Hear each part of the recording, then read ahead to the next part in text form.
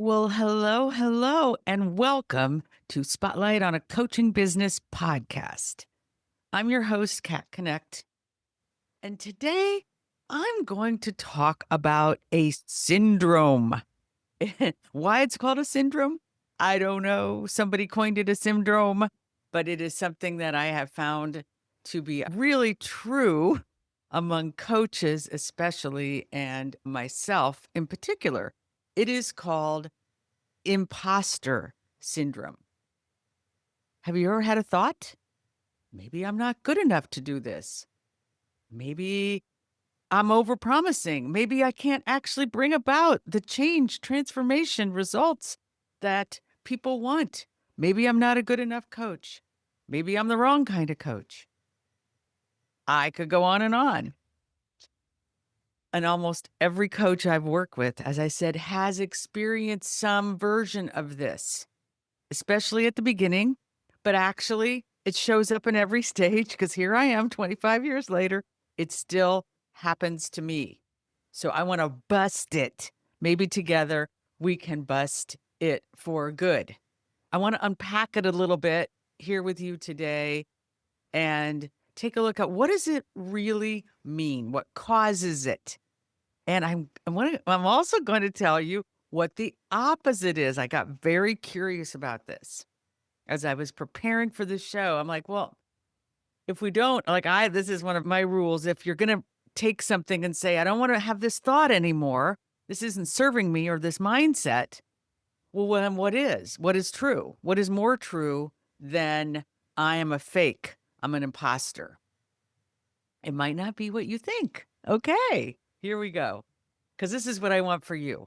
I want you to have something in your head that counters that imposter syndrome thought or feeling when you're and let's just put it right out there what actually imposter syndrome is. In my estimation, this is not what I've looked up online or anything. This is my experience of it. Well, at the base, there are some thoughts about I don't have enough, I don't know enough, I'm not good enough. And the other piece, so there are those thoughts you have about yourself. So as a coach and as a coach in business. And here's the thing, we all know this as coaches. There is a piece of truth to the imposter, the feeling of being an imposter. I'm going to drop that one in there. There is a truth. I think what keeps that imposter syndrome so firmly locked in place is knowing, well, there's something true here. It isn't true that you're an imposter. That's not the true part. The true part is you are probably stretching. You are probably growing. You're probably trying something new. In the business of coaching, there is no sure thing. In business in general, there's no sure thing. There's no there. So coaches who are in training, and I work with coaches in training a lot, as they're in training, they're learning what they don't know as much as learning how to do things better. And that is a very hard, challenging part to go through. Good news, bad news, I don't know which, but that is what will continue as you grow as a coach and grow in your business. If you don't get a hold of this one area of thinking, that you're an imposter, that somehow you don't have enough. Here's what a lot of coaches do. They go out and they get more trainings. I need more letters behind my name. I need to say that I've had this training. I need to blah, blah, blah, blah, blah, blah, blah, fill in the blanks. I'm a big believer in coach training. Big believer. I do believe you need to be trained as a coach. The skills, the tools, the way that you get supervised and really it's amazing. It's magical when you're really well trained as a coach, what you can do with people. So yes, if you haven't yet been trained, I encourage you, get coach training. But that's where it stops. Other trainings you want to add on, wonderful. If you want to get a very clear expertise and have some more ability to help people in that area, I'm all for that. Here's the But that is not going to give you, that's not what gives you out of the imposter. You don't, because you don't need that to actually stand true and honest with people about the transformation you're going to be able to help bring them, the changes, the results, the goals. You do not need all the extra training. Get it if you feel like you need it for a specific expertise, but this is, I run into this so often. The part that might make you an imposter, or kind of one thing that helps, is getting clear on how to run your business and what getting that niche and the message and all those things.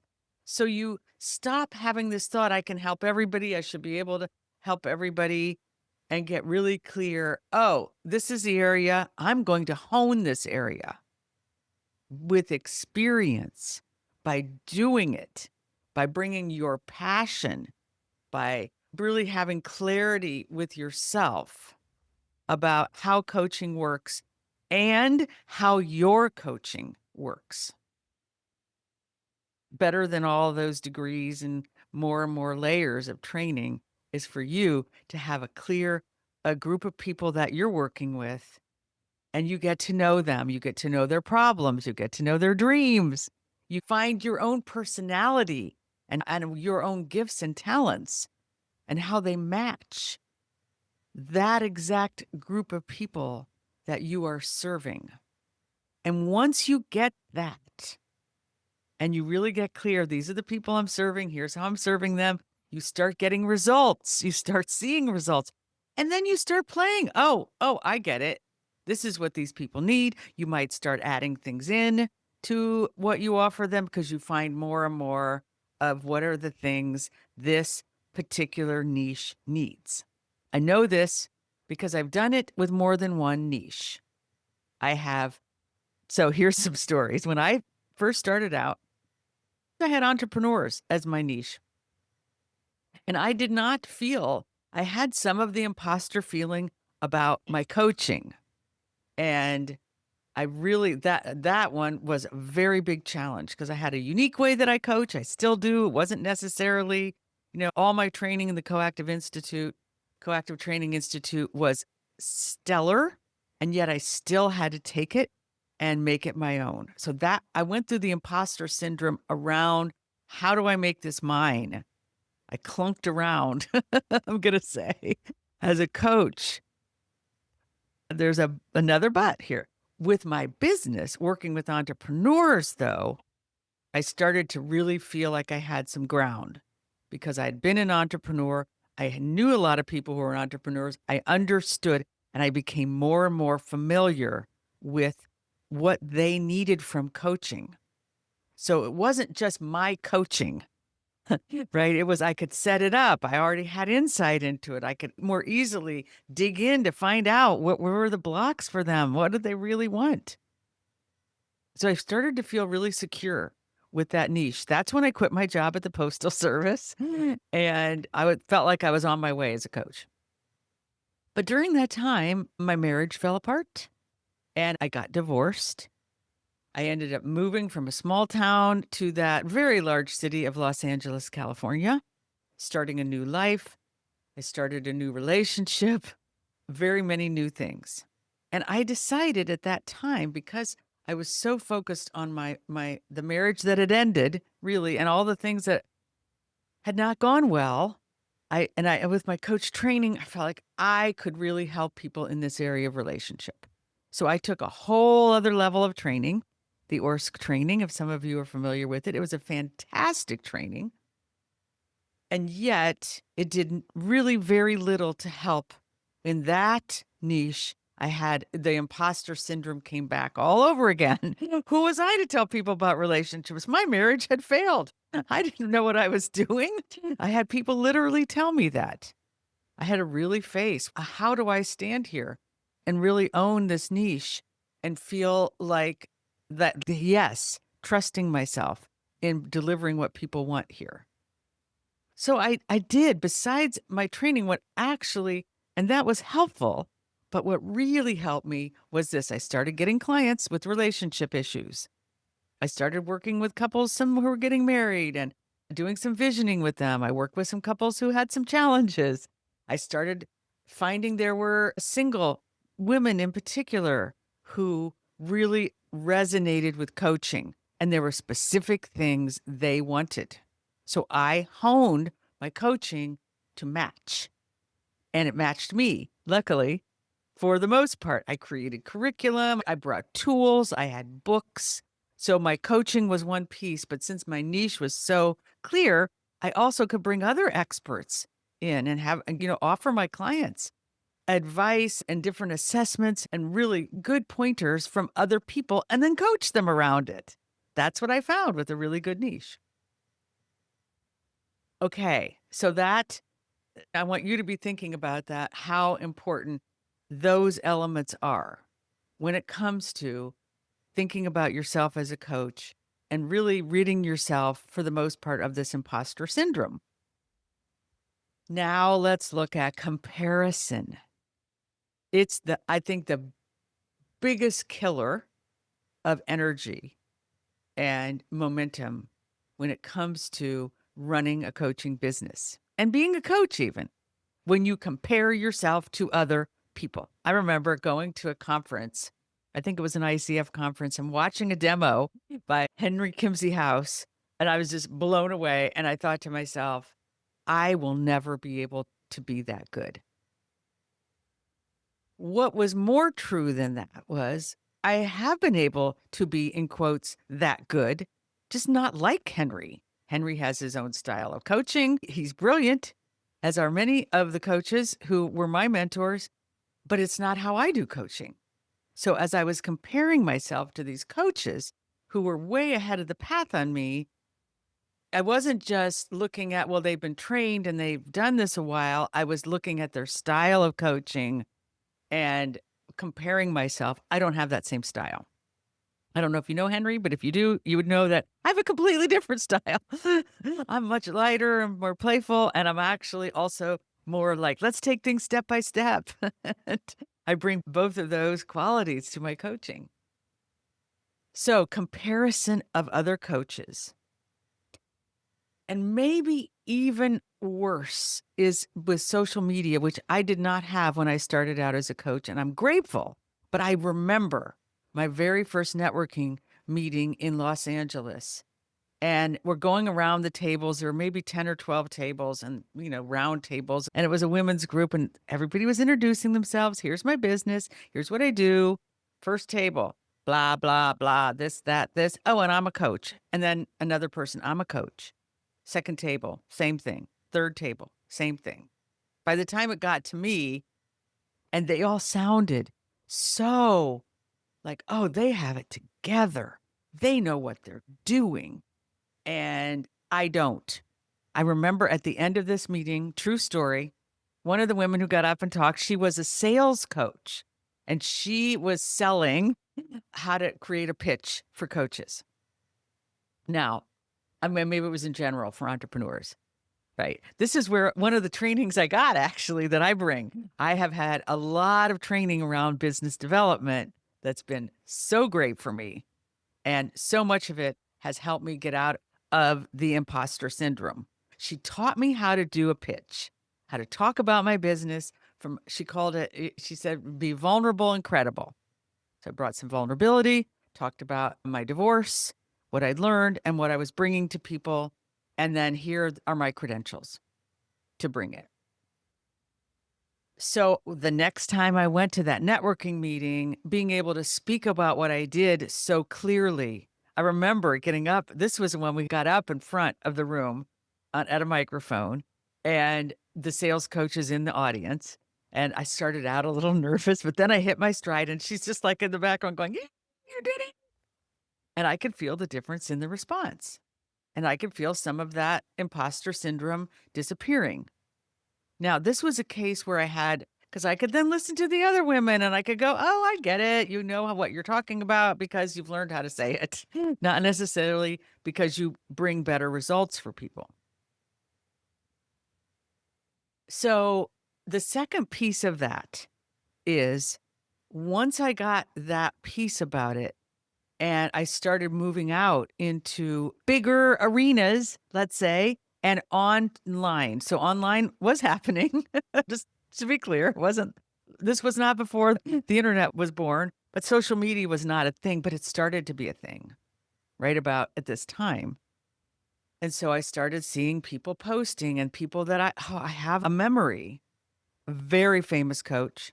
She wrote a book. She was just the hot thing for coaches. She was the keynote speaker at the ICF conference I went to. Hot stuff.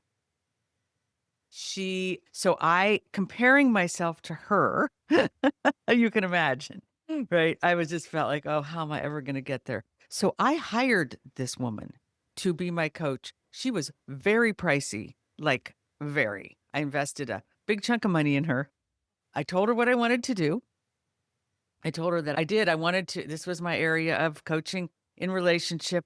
I wanted to create a funnel that included having a workshop, enrolling people in a workshop, and then enrolling them to sign up for my private coaching. A very simple thing. But I knew she had done this. I knew this is how she got her book contract and, got so popular because she was doing workshops and had her own business. So she coached me, and it was not great coaching. I learned a little. I ended up hosting the workshop, doing everything she told me to do. And I'm going to be honest with you, 2 people showed up at that workshop. Now, I did get it rolling. I learned enough that I was able to enroll more people in the next workshop and more people in the next workshop. But she's just comparing myself to her was an inaccurate thing to do. She didn't actually know more than I did. She just had been able to get this book contract, and I found out her whole history around it. And so she got some leverage from it and she used it, but she actually didn't bring very good results. And I have worked with many different coaches over the years who have a higher stature than I do. And I have found this to be the case. Not always, but sometimes, like how they look online, not always how the results they deliver. What they say they're going to be able to do, not always what they're able to do. So I want you to look at this. This is a piece of this comparison you might be making to other people.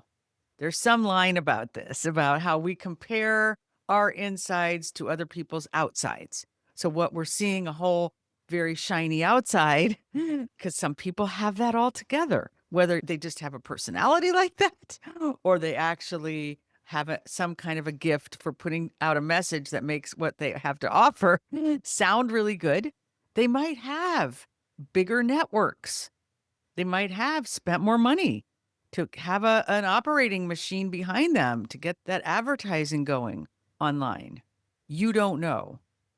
Another little story, not to do with coaching or business, but with this whole imposter syndrome thing in general. So I was a part of another networking group, and in my community in general, there was a woman who really stood out. She stood out at the chamber meeting. She stood out on social media. She just was a person she had a persona, seemed like she was successful at everything she did. She posted a lot online about her marriage and her family and her business. And I just thought, wow, she is really something. I did a presentation at this networking meeting, and it turned out she actually came to the presentation to see me because she heard what I was going to be presenting on, which was about relationships and tangled thinking. This is the time. I did a whole presentation on how we get our thinking all tangled when we're wanting to make a choice. And when you get things untangled, you have clarity. But she really needed some clarity.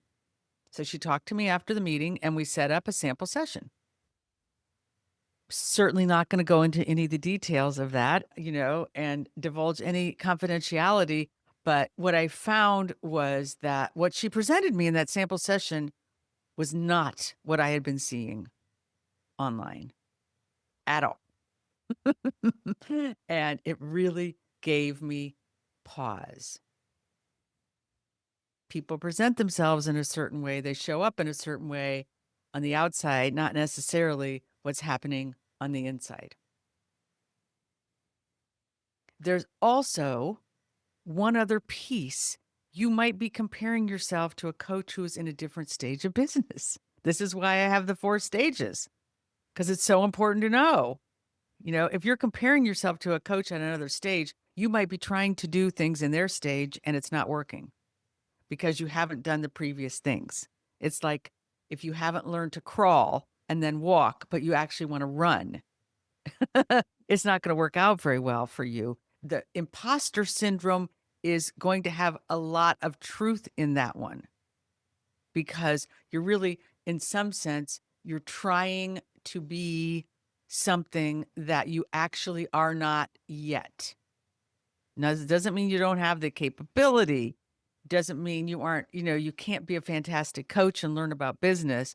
But if you try to compare yourself to somebody who's ahead of you and has done the foundational work, and you haven't done the foundational work, it's not going to work out for you. There are things that people try to do that there are in those 4 stages. There's one I call the legacy stage. It's about having an authority. People know you, like this coach I hired way back when. She was in the authority stage. She had a legacy business. She had a real best-selling book, not like an Amazon, but actually with a publisher and who was putting her out there. And she had a talent agency she was working with and all of those things. She was at a very different stage. Not as a coach, but as a professional. She actually had a whole other professional life that she brought to her coaching. So comparing yourself to people who are not like you, comparing yourself to other people's outsides, comparing yourself to people who are at a different phase in the business than you are. Okay, so let's look at what is actually the very thing that's going to make it better for you. I want to start out with what is the opposite of imposter syndrome? What do you think it is? So maybe people think that it's confidence, it's experience. I think those 2 things are 2 of the things that really, really help. How do you get confidence? You get confidence by doing it. Confidence just doesn't grow on trees. You get confidence, you get experience by doing it, by actually getting out and trying things out and experimenting and putting yourself out there and telling the truth. Here's the thing, though. I think that is really the opposite of imposter syndrome, no matter where you are or what you're doing, and that is self-trust. Self-trust. That means you trust that you don't need to be perfect to get to actually create something successful. You trust in your own heart and soul. You trust who you are. You trust. So that's where you start. Just in a trust in yourself.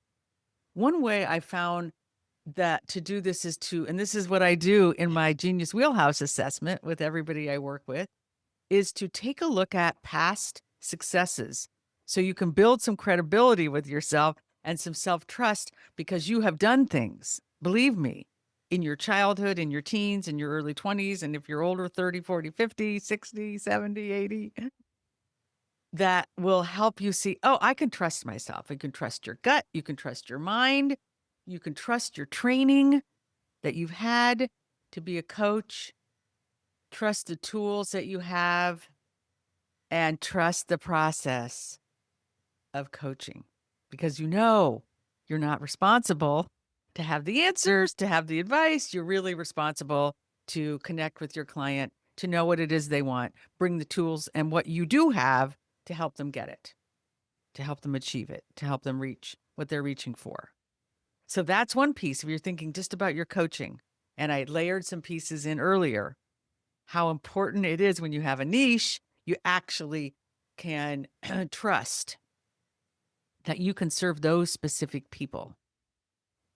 Trusting yourself, self-trust when it comes to running your business and becoming successful, trusting that you can learn the steps, that you can ask for help when you don't know what you're doing. So here's the weird thing about self-trust is when you really trust yourself, you trust yourself to take the steps when you don't know, not just when you do know, right? When you trust yourself, you can feel, there's some more information I need here. Or maybe I do really need some training in this area because I'm not exactly sure. How do I put a marketing message out in the marketplace? How do I find a niche? There's a specific group of people I want to coach. I want to make sure I have the right tools for them. Trusting yourself when you don't know, as well as when you do know, to take the steps, to get the information, to all those things that you know, to access your creativity, that part of you that always knows we can figure this out. We got this thing. Trust that. You need to build self-trust so that the imposter syndrome doesn't stop you. It doesn't cut you off at the knees. It doesn't have you doubting yourself. You might. Now, here's something I do when I notice I have imposter syndrome because I have worked on this for a long time. I usually discover that there's some truth to it. If I take it out of some bad thing and, again, out of the syndrome and just go, why am I feeling whatever, not good enough or not worthy or not up to this task? Oh, there's a reason. Maybe because I'm comparing myself to somebody who's farther along on the path or not like me or doing something completely different. Maybe it's because I'm tired, right? Or it could be there's something I don't know and I'm afraid to get help and to let somebody know I don't know it because guess what? They'll think I'm an imposter. That's my final joke for you at the end of this show. We don't want people, excuse me, I get all choked up when I hit on a real truth. You don't want people to know or to think you're an imposter, so you try to pretend that you know things you don't know. Anybody out there ever do that? I know I've done it more than once. And it doesn't help. It doesn't work. I'm here to tell you. If you have that thought, I can't tell people I don't know. I recommend you stop it right now. Instead, trust yourself. Trust what you do know. Trust that being transparent with people, being vulnerable actually makes you more likable, more attractive, more human, and guess what? More trustworthy. Okay, let's bust that imposter syndrome for good. Okay, thank you so much for listening once again today. On my next show, I'm going to be announcing a summer series. I'm going to be bringing the very best of what I've learned from my guests from doing this podcast over the last 3 years. I'm going to be bringing the very best points for this summer series of really evolving your coaching business in the summertime. All right. I'll talk to you then. Bye.